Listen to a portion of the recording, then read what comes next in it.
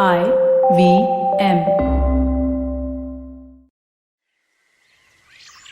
We're sitting on a forest floor, staring intently at a man who has no idea that he is seconds away from changing the lives of billions of people that he will never know. His clothes are damp and uncared for. He's stained with mud, the hair on his armpits and chest tumbling out of the rags that he wears. His eyes are closed, crusted at the edges. He clearly hasn't opened them in a long time, but he's not asleep. On his face is a look of intense concentration. This man is looking at something deep within. He is feeling something that you and I, living in a world of concrete and glass, smoke and overflowing garbage, have barely ever experienced. Red and black ants crawl over him, but he is so still that they don't bother to bite his brown skin and wander happily in his matted, wavy hair tumbling down to his shoulders despite the knot that he tied it into many days ago. The forest floor is damp, and shoots of small plants are beginning to sprout gently around him. A lazy wind rustles through the canopy. Droplets rain down on us, but the man doesn't move. In the distance, a tiger roars.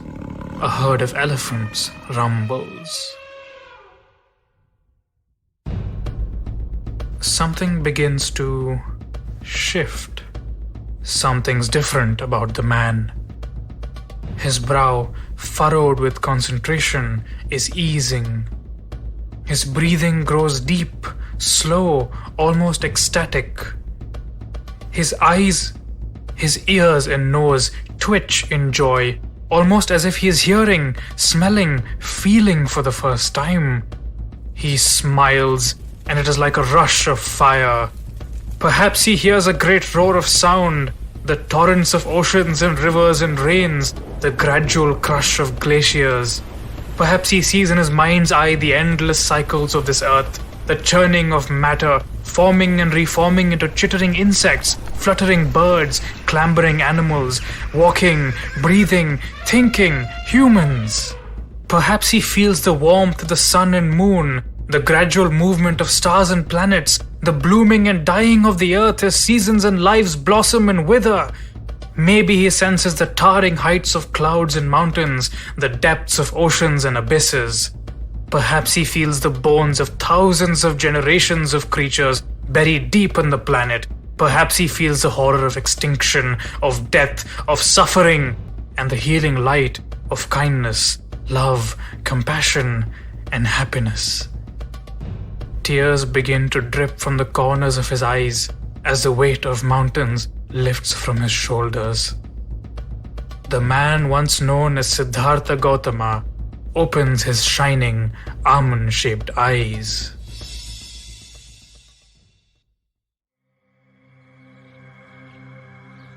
He sits still, looking at the world in wonder. He feels somehow present, here. He isn't thinking about anything else or feeling anything else than the unbearable lightness of being. Deep, deep within him is an understanding, a wisdom, a knowledge of all things, or at least the things that matter. He slowly flexes his limbs, breathing, smiling, feeling. He sits there for hours, days, lost in the vastness of each passing moment. Eventually, the man stands and strides away slowly. He looks at every branch and flower and insect as though for the first time, laughing, almost skipping, as though he has accomplished a great mission.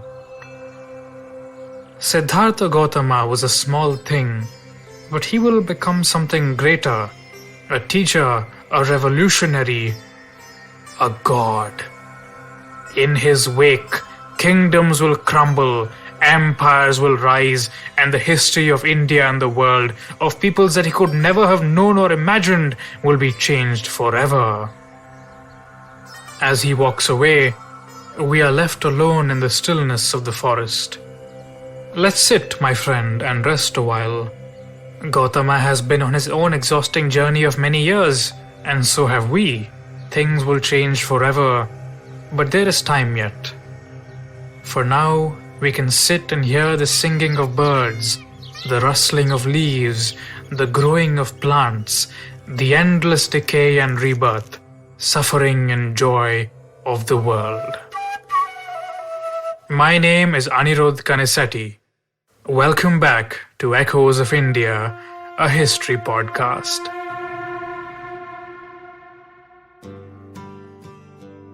We last left the vibrant world of ancient India in 618 CE, a very different time and place from where we begin a new journey today. Over the last 2 seasons, we've watched the churning of the subcontinent's peoples in grand markets and cities from Takshashila in the northwest to Puhar in the deep south. We've heard the preening and boasts of kings and queens in perfumed palaces, the trumpeting of war elephants on bloody battlefields. We've attended debates on the nature of reality, watched the rise of new religious practices, heard the splendid syllables of new languages and courtly cultures, basked in the luxury of goods imported from distant continents, and shared the trials and tribulations of humble monks who braved everything to bring their dreams to life. But it's all still just a fraction of everything that has happened to bring our world to where it is today. If you've been listening to Echoes from the very beginning and have shared this journey with me, you have my deepest thanks. And if you've discovered Echoes recently, thank you for joining us on this odyssey to understand how India became India. I hope that through our travels, we'll keep discovering something else too, the deep swell of our shared humanity that bears us through the ocean of history. When we ended Season 2, almost 2 years ago now, I promised that we would be entering the mad world of medieval India, a period that I've had the thrill of researching and writing about for my forthcoming first book. It's just a few months away, by the way.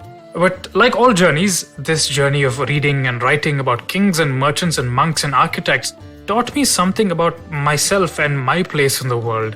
Partly because halfway through, our planet was shaken by a pandemic of gigantic scale.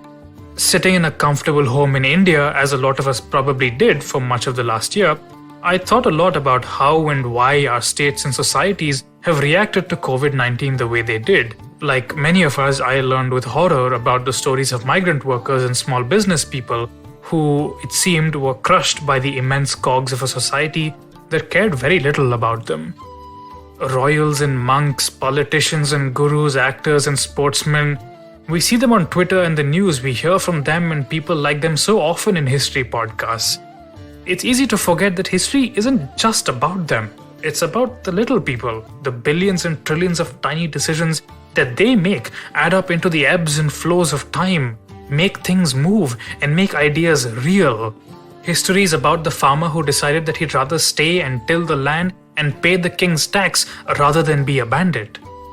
It's about the merchant's wife who decided that she'd rather donate to this monastery and feed someone than conduct an expensive religious ritual.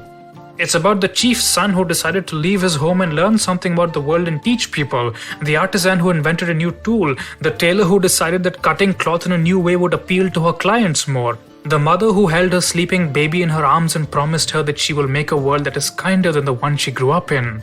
And it's about the thousands, hundreds of thousands, millions, billions of people like them, like us, who make countless everyday decisions and choices for themselves and their loved ones that merge into a tide of such proportions that it would terrify even the most ruthless of rulers, a tide that holds the power to make gods real, a tide that shapes the world that our descendants will inhabit. This season of Echoes is a story of how these little people made the things that we take for granted today. It's a story of how and why people decided, around 3,000 years ago, to turn from cattle raiding to farming, from sharing the wealth of their kin to paying taxes to warlords, from worshipping the tiny gods and goddesses of their tribes to bowing their heads to powerful gurus and monasteries. Because of their decisions, their descendants would go from living in tiny hamlets to sprawling cities lush with violence and sex and wealth, from obeying the commands of their village chiefs to heeding the commands of great and terrible emperors, from riding their father's oxen through muddy fields to preening on proud horses imported from thousands of miles away.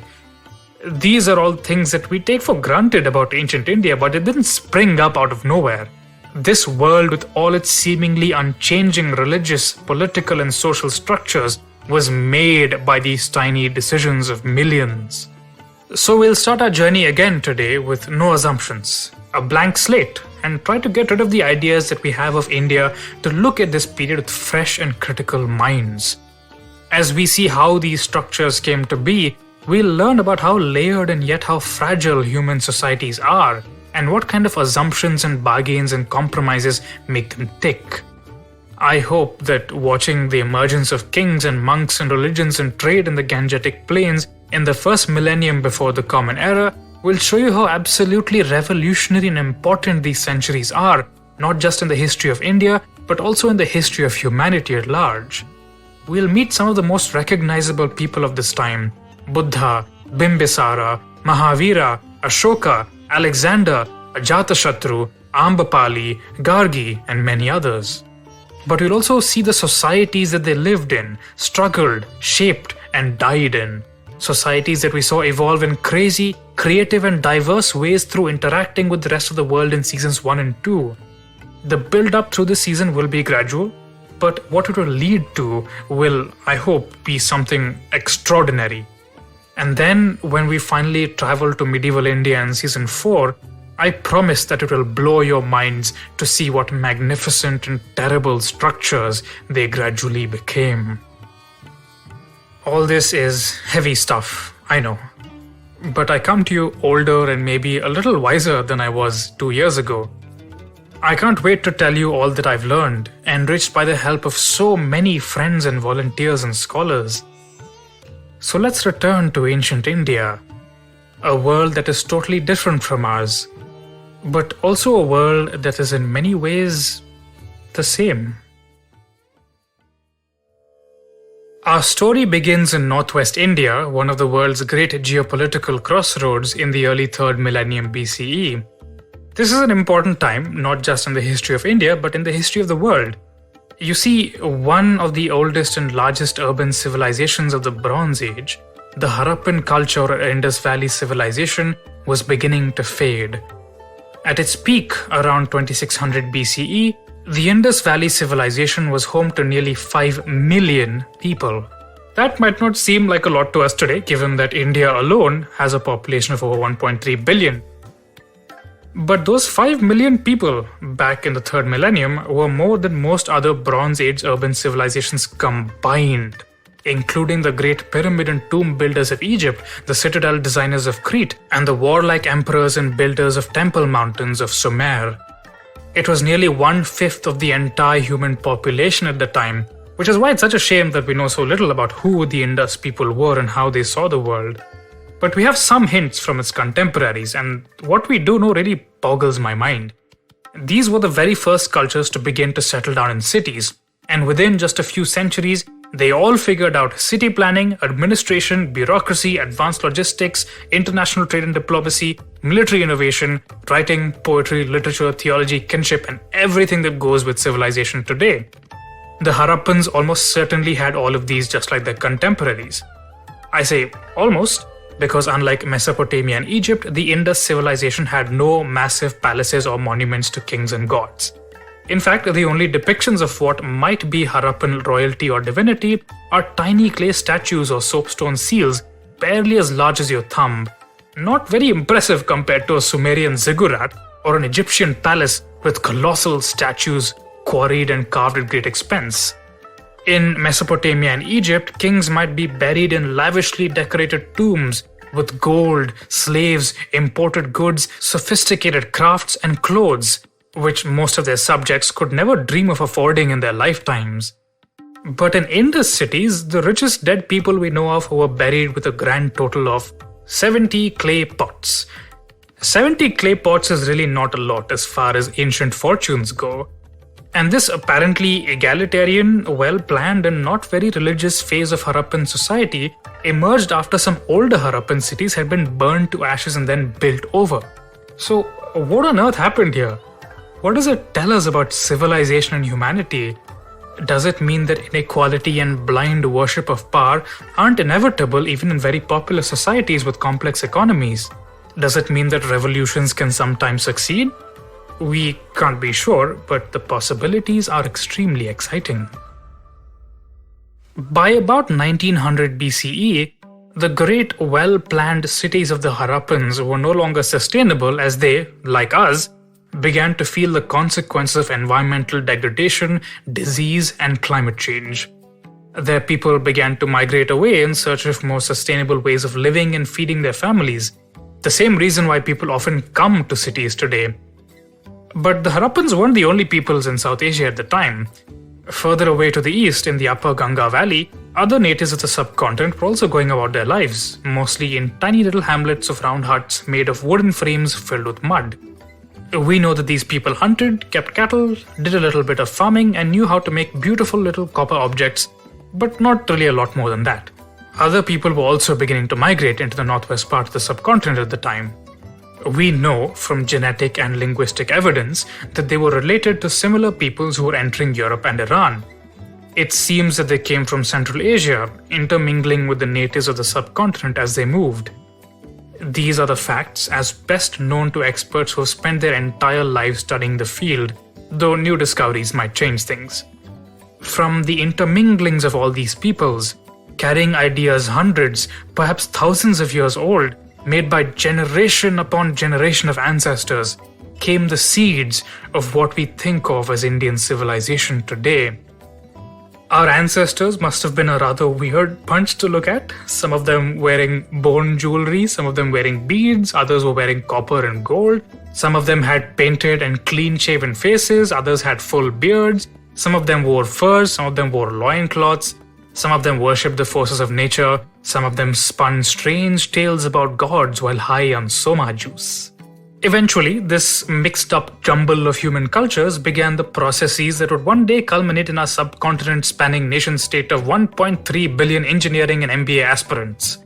The middle Gangetic Plains at the time were a gigantic forest, tens of thousands of square miles across, and arguably one of the largest monsoon forests in the world, fed by the Himalayas, the third pole of the world, along with the Arctic and the Antarctic. These early Indians, organized into families and clans, began to cut and burn the forest down in order to turn it into agricultural land. And this brings us to one of the most integral components of human civilization, the origin and growth of cities. Why are cities? Why do cities exist? The way that we generally think about them is some goober figures out that if you throw seeds on mud, a glorious, bounteous harvest immediately pops out of the ground, giving her enough food to feed herself and everyone she knows. They all immediately realize that hunting is for barbarians and settle down into the cornucopia of a blissful, industrious agrarian life, forming a village, which becomes a town, which becomes a city. Eventually, the people of the city decide that they need a king, so they choose a manly man to take care of them. The manly man sets up a government and a bunch of cities get together to become his kingdom. Eventually, the manliest man forms a great empire so that thousands of years later, people can make podcasts about how great he was. The reality, as always, is a lot more complicated. The earliest forms of agriculture as we know them today were very simple. Small groups of hunter-gatherers or pastoralists, usually families with a wide range of a few hundred kilometers, would plant seeds in one area and return to collect the crops a few months later. Agriculture was really only a supplement to other ways of feeding yourself. But slowly, as populations grew, these other sources of food were no longer enough, creating pressures that made agriculture and coordination between large groups of people more important. The precise reasons why this happened kind of vary depending on the region we're looking at. One very interesting example comes from Ur, one of the world's oldest cities in southern Mesopotamia. Here, communities of fishermen and pastoralists living near a salty marsh and a freshwater lake found that they needed crops to support their growing numbers, since the land couldn't provide it otherwise. In the Gangetic Plains, it seems that the pressure instead came from population growth. Pastoralists began to settle on the west bank of the Yamuna River, dividing up territory among their clans, going to war over the best grazing land, and attempting to expand into more fertile lands between the Ganga and Yamuna rivers. Here they found people who did a little agriculture alongside hunting and other activities and assimilated them into their culture. This agriculture seems to have depended mostly on rainfall, and herds of cattle were used to graze and fertilize fallow fields. All this didn't really need too much organization, and so large-scale organized farming and settlements didn't really emerge in this early period. Raising and consuming cattle and their products was how people managed to feed families and keep their political and cultural structures going. But as the population began to grow, tribes of people gradually migrated into the densely forested and marshy Middle Gangetic Plains. The soil here was fertile but waterlogged, which offered both a challenge and an opportunity. You could have large yields of rice, but only if you were able to keep the fields wet for long periods of time.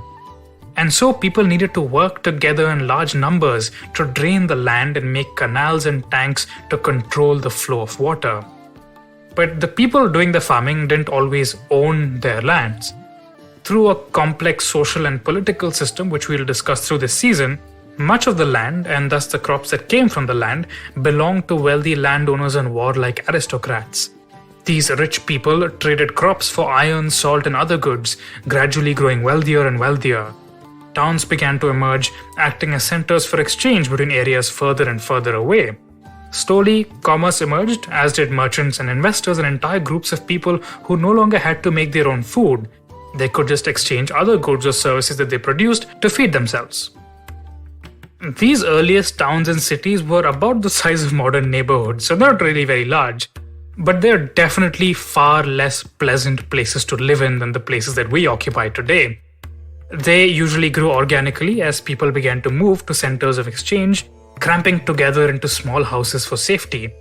People also brought their farm animals with them, with all the smells, waste, and chances for infection that came with that. Even if there was a king or chief in charge of things, they couldn't or wouldn't do much beyond charge tariffs, because the kind of kingship that we saw in Season 2, with royal palaces and bureaucracies in the center of the city, didn't really exist yet. And so crime, disease, and filth were rampant in these early cities. In fact, there's some evidence to indicate that chickenpox, dengue fever, measles, and rubella might have originated in the Indian subcontinent around this time due to the crowded and waterlogged conditions of cities in the Gangetic Plains. Most importantly, inequality was a massive problem. Royalty and their relatives and connections owned vast swathes of land, while the vast majority of people toiled thanklessly in the fields and canals. That's hard, back-breaking work, and I'm not sure how many of us today appreciate how difficult it is to survive and battle with nature day in, day out for food and shelter. We know from archaeological evidence that these farm workers, our ancestors, weren't even very healthy, though they'd given up so much for safety and food security compared to their ancestors. Most of them were short, had terrible joint and back pains, and didn't even live very long. They also had a pretty limited and basic diet. But now that kings and warlords had power and wealth, it was too late for everyone to say, "Screw it, we're going to go back to live peacefully in the forests and grasslands in small family groups like humans were meant to." As the pop history writer Yuval Noah Harari might put it, people's imagined realities had changed. The made-up ideas and dispensations that they'd been toiling under became the very fabric and limits of their existence. Taxes became part of reality, as did religious systems explaining why people had to be miserable.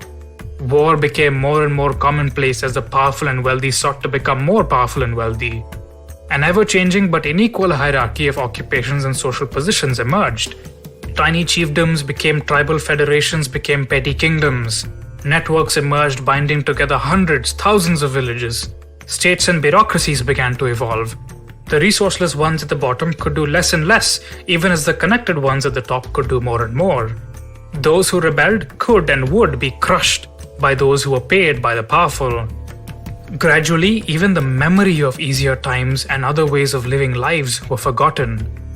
Those who could fled the system entirely, becoming renunciants, gathering in groups and surviving by begging for food, performing all sorts of austerities and arguing over complex metaphysical systems to try and understand, just as we do, how their history and society had led to this point, why things had to be this way, and whether there could be a kinder and more humane society for all.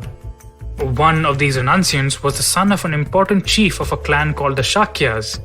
We met him, Siddhartha Gautama, in the beginning of this episode. Now, I've been talking for a long time, but that's just to distract you from what our lad Siddhartha has been up to.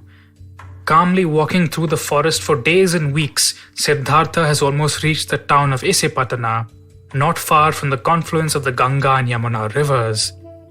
It's a bustling, mucky little town surrounded by groves where deer and ascetics wander, fed by the wealthiest people of the town. It's a cold, dark morning, and we're waiting outside a cowshed on the outskirts of Isipatana, also known as Sarnath. It's so early that the roosters aren't crowing yet. Above us, we can see tens of thousands of stars, because human cities aren't yet large or bright enough to outshine the Milky Way as they do today. The forests surrounding the town are full of the sounds of crickets and the cries of deer. A cool breeze blows in our skins, but the cowshed is warm. It smells of dung and straw, and the sounds of the heavy breathing of cows are pierced by the high-pitched snoring of the person that we are here to meet. We're on the outskirts of the town in a small farm, one among dozens that surround Isipatana. The others are slowly coming to life. There in the distance we can see a woman stepping out of her home to begin the day. There we see an old man grumbling and scratching his bottom as he stirs in his sleep under the open air. Something moves in the cowshed. A cow moves with surprise, waking up the others. They wake, rustling and bumping into each other, as a tiny fellow emerges from the darkness of the cowshed and stands in front of us. He is not happy at all about having to wake up so early in the morning. What his name is and where he's from, I'm not sure, and honestly neither is he. People just call him by what he looks like, the rather undignified title of Shorty. To us it seems like a glorious morning, but Shorty would beg to differ. He has all sorts of miserable chores lined up for today, and he couldn't even sleep properly. His back is covered with welts because his boss heard Shorty call him an under his breath. He's saved up a pouch full of parched rice and he's going to go meet an ascetic who will curse his boss so his bottom erupts in boils. As Shorty wanders into the forests and meadows on the town's outskirts, he sees homeless people huddled around tiny bonfires, shivering. Shorty hates fires. They bring back memories of his parents screaming, of his grandfather gurgling in a pool of his own blood, of a tall, fair man laughing as he rode an elephant and set his home on fire. They bring back memories of being dragged out of the forest where his people used to live, and into this life of loud noises and smells and disease and suffering. A homeless man smiles hopefully at Shorty and extends his hand. Shorty scowls at him, gives him a little rice, and keeps walking. Suffering, suffering. He hates being miserable and angry and in pain. He hates being the underdog. He hates cities. Shorty hates his life. Hurrying on, he comes to the deer meadow. It's empty except for a group of 5 starving ascetics who are looking with surprise at a distant, approaching figure. What are these saintly fools up to now? Shorty goes up to watch. From the forest emerges Siddhartha Gautama, his face bright with knowledge and conviction, his shoulders set. He seats himself with great care on the grass, and some deer gather around him in surprise. He opens his mouth, and he speaks as though straight to Shorty's heart. Birth is suffering. Aging is suffering. Illness is suffering. Death is suffering. Being with unpleasant things is suffering. Separation from pleasant things is suffering. Not to get what one wants is suffering. Craving is suffering. And it is craving that leads to reincarnation. The end of craving is the end of suffering. This vision, this light arose in me. Hear the noble truth of the end of suffering. Shorty drops his bag of rice and sits down. This strange monk sounds like he's going to change some things around here. He doesn't sound burdened by anything that everyone Shorty knows worries about. He sounds unburdened, enlightened, almost like a Buddha.